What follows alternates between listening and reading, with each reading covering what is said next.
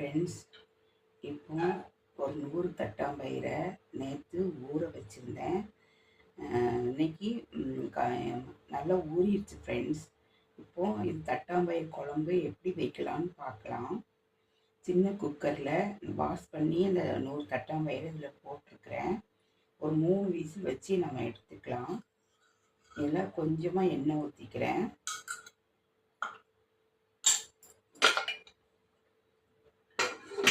மூடி போட்டு மூடிடலாம்.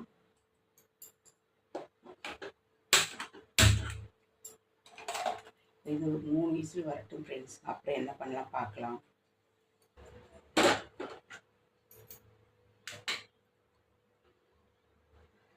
ஃப்ரெண்ட்ஸ், இந்த தட்டாம்பயிறு குழம்பு எப்படி வைக்கலான்னு பார்க்கலாம் ஃப்ரெண்ட்ஸ். இது கத்திரிக்காயும் தட்டாம்பயிரும் வெந்துருச்சு ஃப்ரெண்ட்ஸ். இப்போ இதில் புளி கரைச்சி ஊற்றிக்கலாம். 100 தட்டாம்பயிறு எடுத்திருந்தேன். 3 கத்திரிக்காய் மட்டும் எடுத்து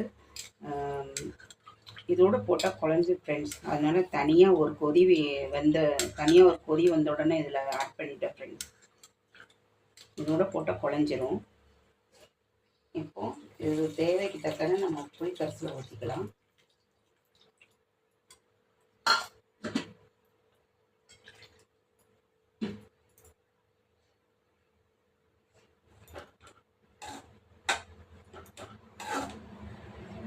தட்டாம்பயிரும் இதுவும் நல்லா வெந்துருச்சு.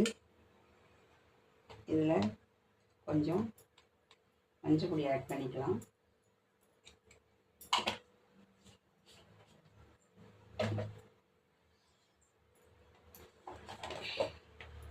காரத்துக்கு சாம்பார் பொடி 2 ஸ்பூன் போட்டுக்கலாம் ஃப்ரெண்ட்ஸ். 2 ஸ்பூன் சாம்பார் பொடி போட்டுக்கிறேன்.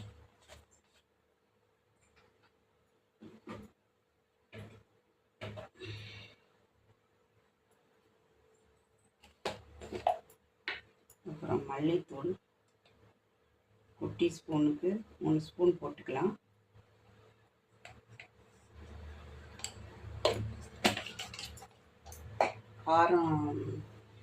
காரம்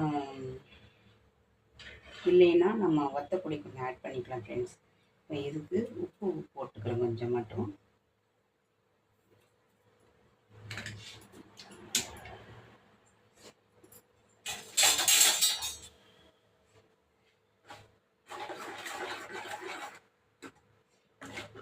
புளிக்கரிசி ஊற்றியாச்சு.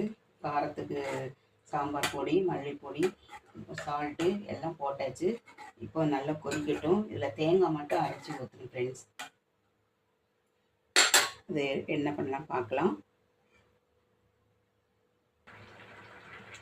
ஃப்ரெண்ட்ஸ். இதில் கொஞ்சம் இந்த குழம்புக்கு தக்கன தேங்காய் எடுத்துருக்கிறேன். இதில் அரை டீஸ்பூன் ஜீரகம் போட்டுக்கிறேன். இது கொஞ்சம் நல்லா மையாக பேஸ்ட் மாதிரி அரைச்சிட்டு வந்துக்கலாம் ஃப்ரெண்ட்ஸ். தேங்காய் பேஸ்ட் மாதிரி அரைச்சிட்டு வந்தாச்சு. இப்போ இதோட இந்த குழம்போட ஆட் பண்ணிக்கலாம் தேங்காயை.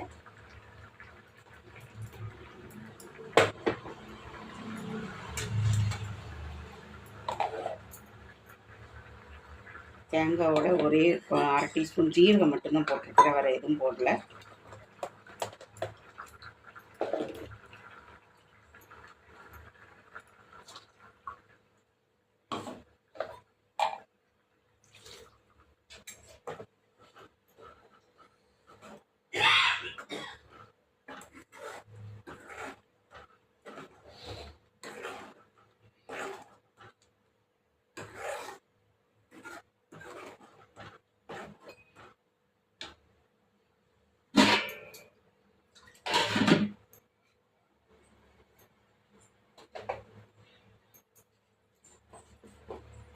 சாம்பார் பொடி 2 ஸ்பூன் போட்டிருக்கேன். காரம் கம்மியாக தான் இருக்குது. அதனால் குட்டி ஸ்பூனுக்கு 3/4 ஸ்பூன் வரமிளகாத்தூள் போட்டுக்கிறேன் ஃப்ரெண்ட்ஸ்.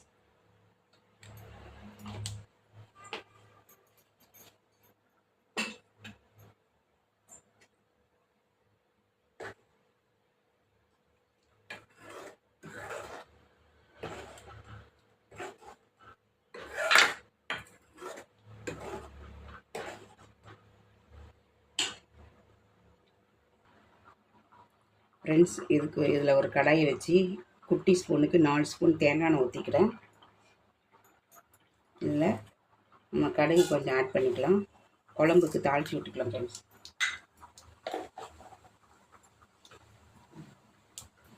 இதில் கொஞ்சம் கருவேப்பிலை ஆட் பண்ணிக்கலாம்.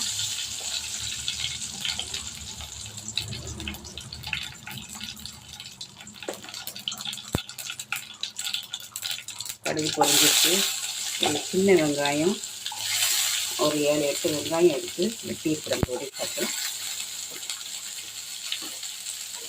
இதை நம்ம நல்லா வதக்கிக்கலாம் ஃப்ரெண்ட்ஸ்.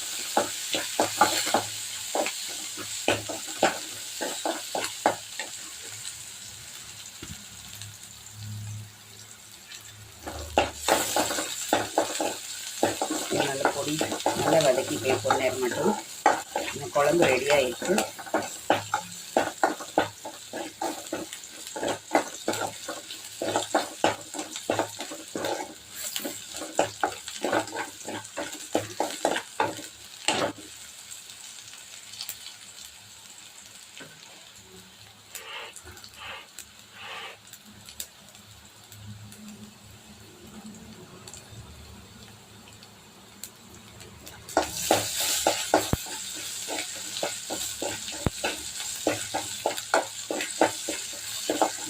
வெங்காயம் வதங்கிட்டு ஃப்ரெண்ட்ஸ்.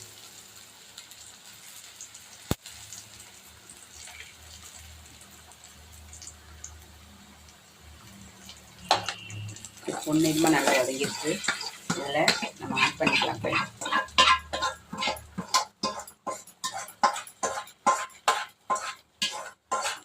தேங்காய் எண்ணெய் ஊற்றி ஒரு 8 சின்ன வெங்காயம் வெட்டி இதில் கடுகு எல்லாம் போட்டு கருவேப்பிலை போட்டு நம்ம தாளிச்சம் பண்ணி இதில் ஊற்றியாச்சு. குழம்பு ரெடியாக ஆகிட்டு ஃப்ரெண்ட்ஸ். கொஞ்சம் கட்டியாக தான் வச்சுருக்கேன். இதில் கொஞ்சம் தண்ணி வேணால் ஆட் பண்ணிக்கலாம். அவ்வளோதான். இப்போ குழம்பு ரெடி ஆகிட்டு நம்ம ஒரு குண்டாவில் ஊற்றிக்கலாம் ஃப்ரெண்ட்ஸ். அவ்வளோதான்.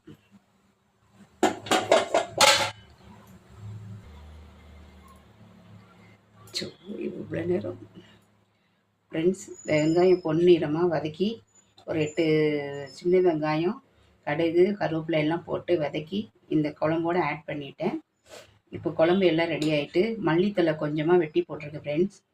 இது பச்சடி வெண்டைக்காய் பச்சடி ரெடி ஆயிடுச்சு. வீடியோ பாருங்கள், கமெண்ட் பண்ணுங்கள், லைக் பண்ணுங்கள். Okay friends.